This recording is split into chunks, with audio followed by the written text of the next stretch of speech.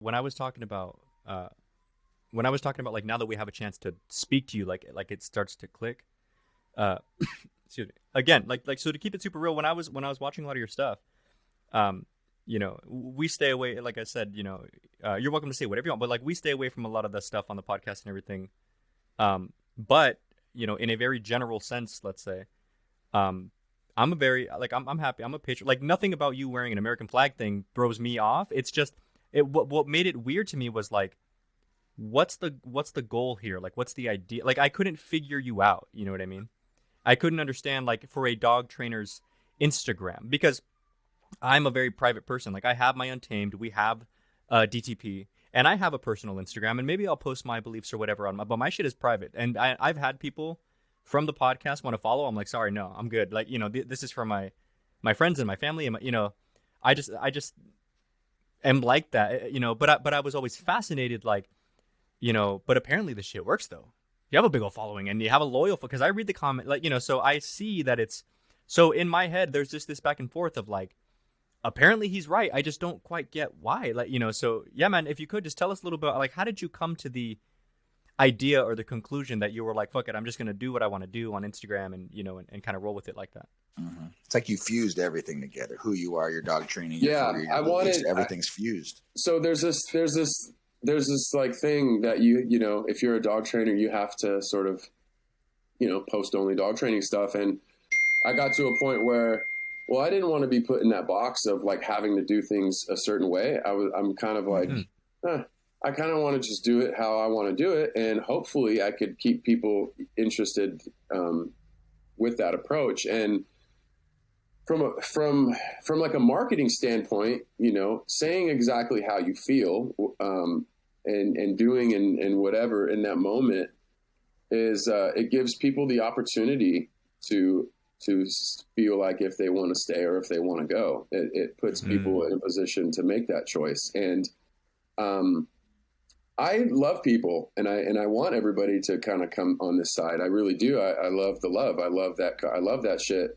But I'm also willing to give people the opportunity to realize that this isn't for them, And so what I was telling one of my peoples I try to help out a little bit on social media is, one of the best ways to truly find your supporters and not followers. I truly don't believe I have. So I have, a few followers, but I don't believe I have an equal amount of supporters. I have a lot of eyes, but I don't have like people that are willing to fucking pay me money for my shit or anything like that, or like somebody that's going to go tell somebody about me or somebody that's going to like or comment on my shit. I got more people that just watch than would actually do any of those things. And so, this is how I'm trying to, so I'm like, hey, it's not just dog training, and I know from the dog training thing, like I personally don't believe the analytics. The analytics don't suggest that everybody that follows me wants to see the dog training stuff. When I post, certain things, I'm like, it looks like entertainment is kind of like, 75% of the reason why people are here. Yeah. Okay. Yeah. That's interesting. And so I'm like, no, okay, what's going to really reach them and how am I, and so I try to like combine it all. And like, I just shot a video today where I think it might do okay because we're at Home Depot and there's other people involved in the dog. So I will throw the dog training stuff in there. But at this point in the game, I'm kind of past showing the people how much I know. I'm kind of past posting a bunch of dog training shit because word of mouth with all these people, like I could delete Instagram and probably still make it. Right. Right. But I don't want to do that because I enjoy this shit. I enjoy posting memes and like, it's just like a thing I like doing, which is the proof's in the pudding, man. If I didn't enjoy it, I wouldn't post on days I don't feel like posting. I still post on days I'm like not really even fucking, I still find something to post. Like I'm just posting and I've been interactive on social media from the day that I started, bro. And I have figured social media out, it seems like. Well, between me and you, I was going to say, I've gotten all the way up to almost 60K on Insta, and I'm back down to 52K. And that's one of the reasons is because I completely jumped out of the rescue game, and my content completely changed. And most of those people, when I first got in the game, were there for rescue shit. And because I wasn't pandering to the rescue shit anymore, they weren't interested, and they fucking everybody started talking shit and unfollowing and all this. And so there was like this transitional phase where I did just do kind of just this one thing. And then when I felt like, oh, you motherfuckers are going to unfollow me if I don't post only this, like, fuck you then. So that, to answer your question, it was like, nah, bro, like, if you don't like hearing about my daughter or my chickens or my fucking, my chickens, like, you know, then you don't have to be here. Yeah. Yeah. And so that really gives, that gets me that tightly knitted, you know, I would go have a fucking drink with you type vibe. You know, that's the type of community I'm looking for. The term that comes to my mind is something that I heard from some like personal development work I did. They called it the gift of honesty. Right? Because and you even put it in the way that it's like, I'm giving you the opportunity to see what it is, and then you make your choice. Like I get it. I understand now. Okay. So yeah, and like the American flag stuff, dude, that's like it really, that does throw people for a loop, you know. Like without diving too far into the politics, I've never invested too much in politics. People think that I'm like this super fucking MAGA Trump motherfucker because I rock, you know, like I rock the American flag, not for any politician, not for any president. I rock that flag because it's the country that I reside in. And it's the place that basically, you know, I was able to make something of myself here. And if we're talking politics, I'm like conservative centralist because I don't give a fuck what people choose to do with their lives. You know, like I'm not very judgmental on what anybody wants to do. And so like to a degree, like, well, no, like I'm 100% like pro-choice, like pro do what the fuck you want to do. Like I'm nobody to tell you can't do this. Pro all the choices. That's exactly right. Choices. Like people think, you know, I don't give a fuck how many pronouns you want to have or all that shit. It doesn't mean anything to me. What means something to me is becoming something in this life and living in a space where I could do that and not fucking have any obstacle get in the way other than my own damn self, you know, like, so that's what the American flag is, symbolism, you know, and I have a lot of guys that serve, you know, and a lot of guys that have PTSD. And like, I love the idea that I live in this place where these fools went out there and sacrificed everything, including lives, so I can be that, so I can, you know, have 5 acres with my family over there and thrive and have, you know, everything in surplus. Like, it's just, that's what the American dream is, you know? And so take all the politics and fucking Biden, Trump bullshit out of it and focus on that. And I think everybody would be a little bit happier because they're doing a good job out there of like ripping everybody apart. You know what I mean? So I don't really even dive into that as much. You know, you see my, you know, my merch, maybe you've seen the merch that I'm putting out and was that your merch? Was the Unvaccinated Lives Matter your merch or were you just wearing some shirt? Yeah. I just made that. He made that. Just a spoof, you know, just a knockoff. And I just have never done good. This goes back to high school, bro. Like I wasn't a good student because I have never really been one to let people tell me what to do. Like I just, I've always had this, like, I'm a like leadership type thing, you know, like I don't like, that's you're a why, trendsetter, like, not a follower. Yeah. Like right when I got out of baseball, like I worked for this guy I hated and I fucking hated him.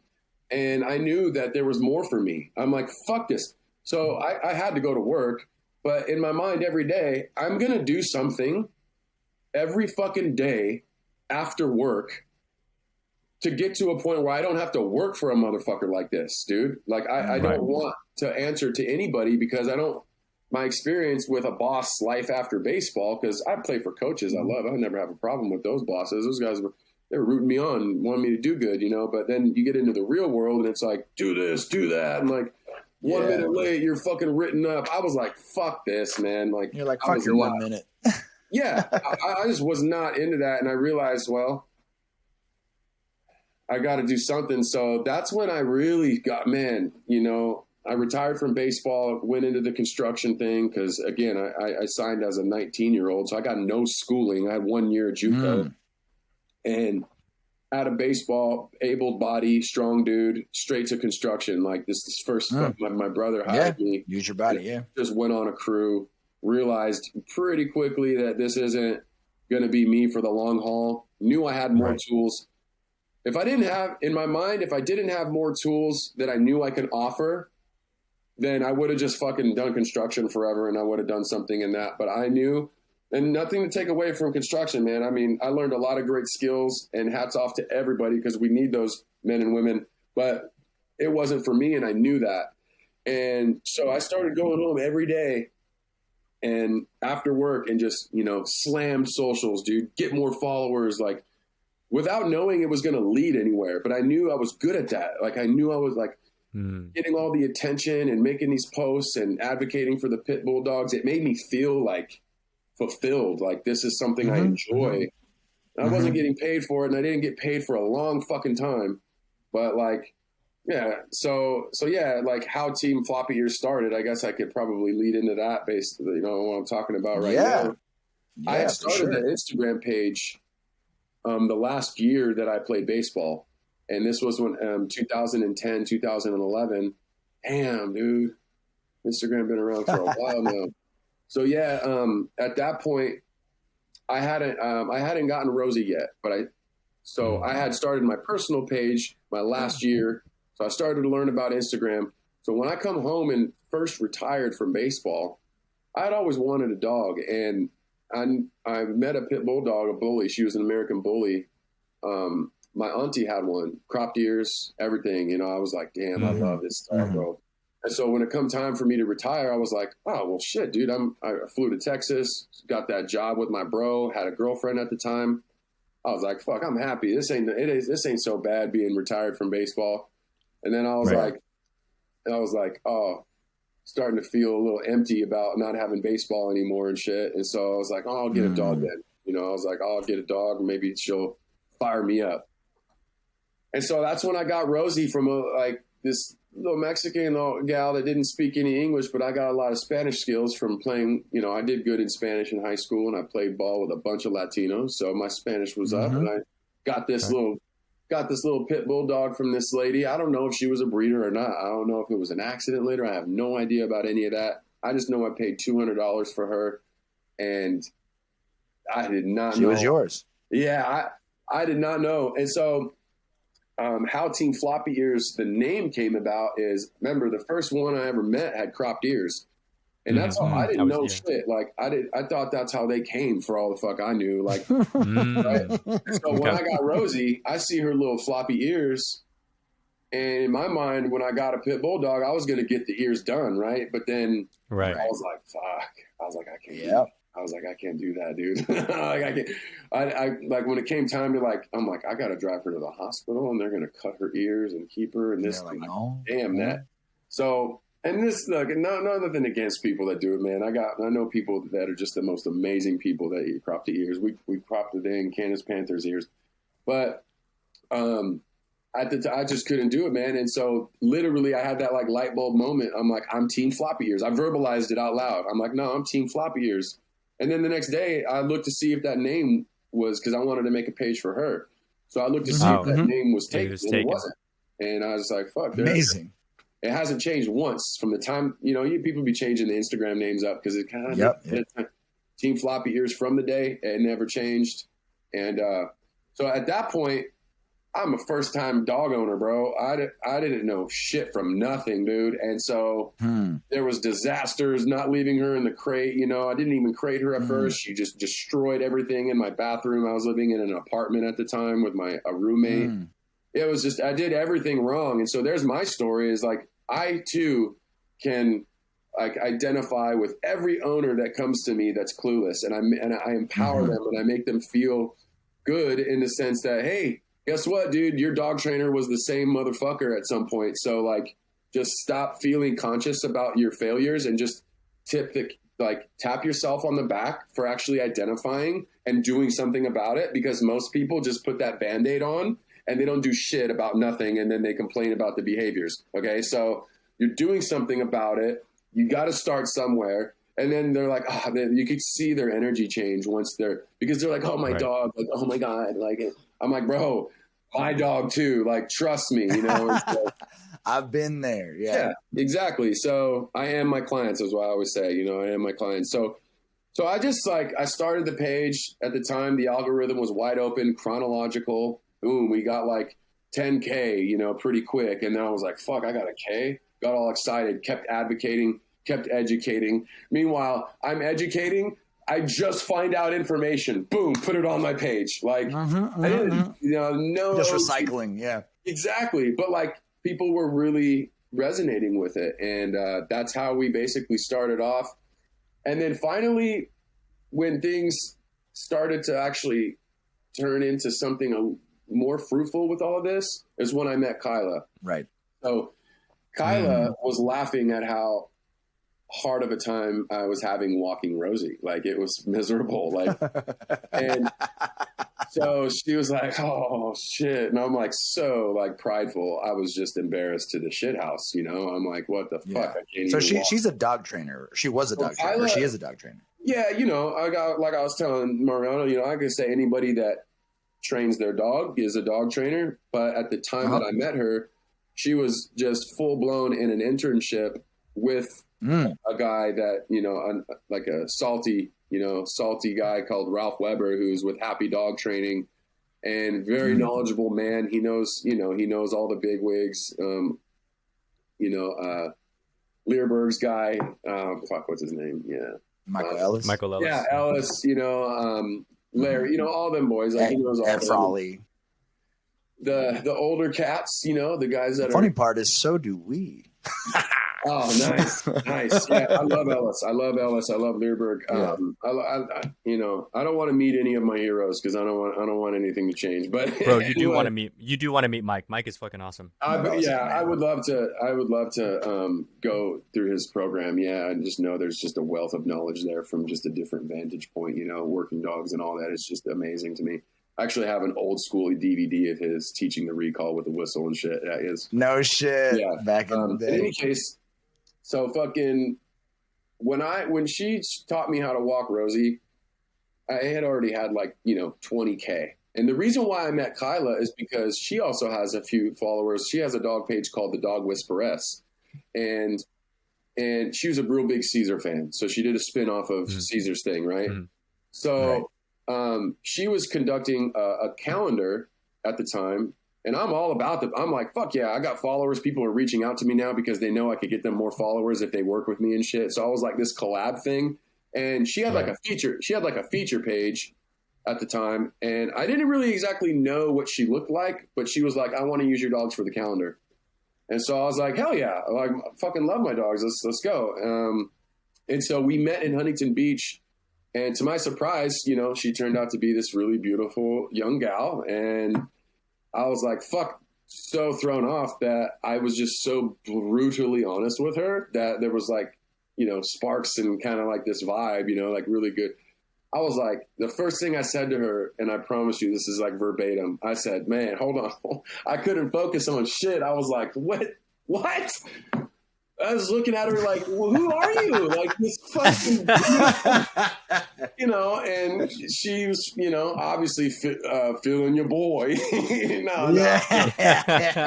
You don't get tatted up, all muscular. Listen, man, it was such a wonderful vibe because I respected how she knew so much about dogs and she was beautiful. And I just like was so into that. She taught me how to walk Rosie.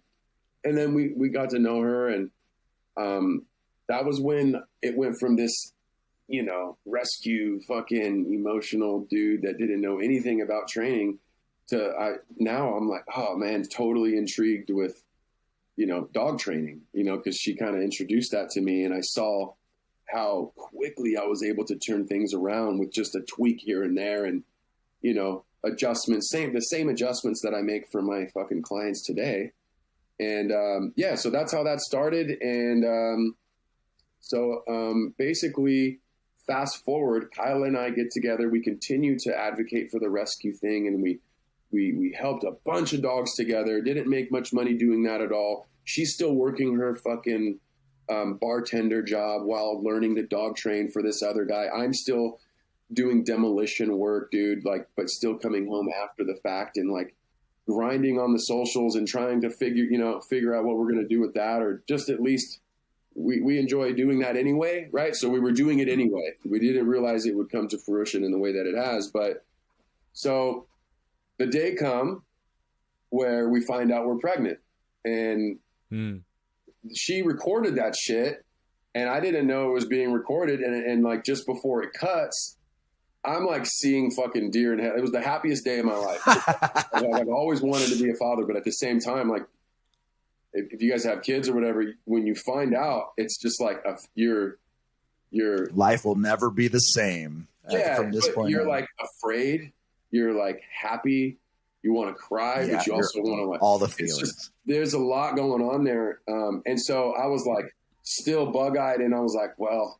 Because listen, guys, I had just moved back to California because things, again, I told you the construction thing didn't work out for me. And I finally said, fuck it. So I moved back home, and my mom helped me out, for a little while. So I was living at my mom's on my fucking mom's floor in the spare room on a floor mattress.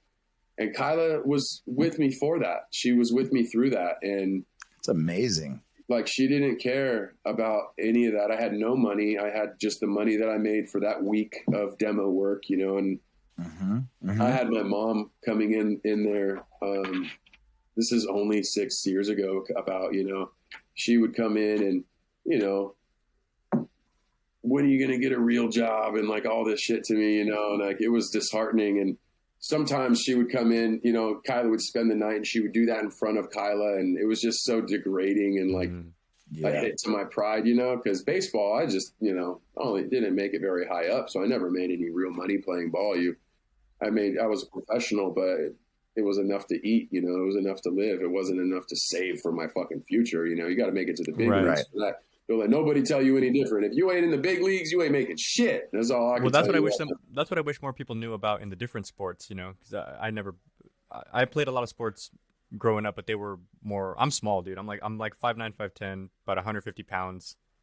So my things were more weight based, like boxing and, jiu-jitsu and these professional boxers. Everybody looks at Floyd Mayweather and Manny Pacquiao, when you can be a professional boxer and like barely get by. I remember, when we were living in LA, I heard a cool story about Manny Pacquiao was training for his fourth fight with Marquez, and one of his sparring partners, who was a pro, one of his sparring partners had just had a baby, and Manny put a down payment on his house for him.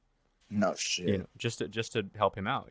That's legit. But yeah, it is crazy. Like the sport world, at the tippy top, yeah, there's money, but like a lot of these guys are barely making ends meet, and it's not the easiest lifestyle. There's a lot of practice, a lot of physical grind, a lot of, like you talked about, a lot of the mental work and like trying to vibe with the team and everything else. Because even in like a singular sport, let's say like boxing, you still have managers, you still have training partners, you still have like, not to mention family. And then you get the whole thing of like, you're getting hit in your face for a living, and family doesn't like that. And so it is a fascinating, it is fascinating when people really realize how tough the sport world is. Oh yeah, there's guys in the UFC that are making nothing, and that's, you know what I mean? Yeah. They're getting their fucking eyes popped out of their head. I'm a huge UFC fan, so I follow all that shit really closely. I kind of like vicariously live through those guys a little bit these days. How'd you feel about the Reebok deal when they did that?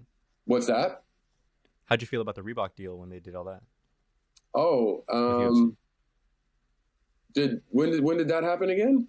Well, that happened maybe like 7-8 years ago, I think. But essentially, I remember they were very upset because the UFC, like the professional, they don't make that much money because they're contractors of the UFC, whereas boxers that come from different promotion companies and they pay them whatever they pay them, right? So in MMA, they don't make like a ton. Like they make great money. Don't get me wrong. John Jones probably make like over $1 million a fight, which is great. But everybody who's not John Jones, Conor McGregor, you know, there's a lot of and the thing was talk about that for sure about how they Well, and the thing was too, like they were able to make up for that with endorsement deals, like Nike and whatever. But then the UFC made a deal with Reebok, so everybody wears Reebok. So all those endorsements went out the window. I forgot about that, dude. To be honest, obviously, I forgot about that deal. Yeah, so that sucks for the fighters, obviously. Right. Yeah. So yeah. What's funny is my one of my clients, his family's company just bought Reebok, and I didn't know you could buy Reebok. Tell him to cough it up. I know. Oh, I didn't know you. He's like 25. He's 25, but his family is like this empire. And I'm like, how do you buy Reebok? I didn't know. And they like, were when up did for they grabs. go on for sale? Yeah, like when does that happen? I guess their whole company, their whole family just buys like IP and that's it. When you approach them with a big ass check, then they're like, okay. Yeah, they're like, okay, you own us now. Yeah, That's it's on crazy how that works. That's on another. That's a whole nother level of wealth for sure. Unbelievable, yeah, for sure.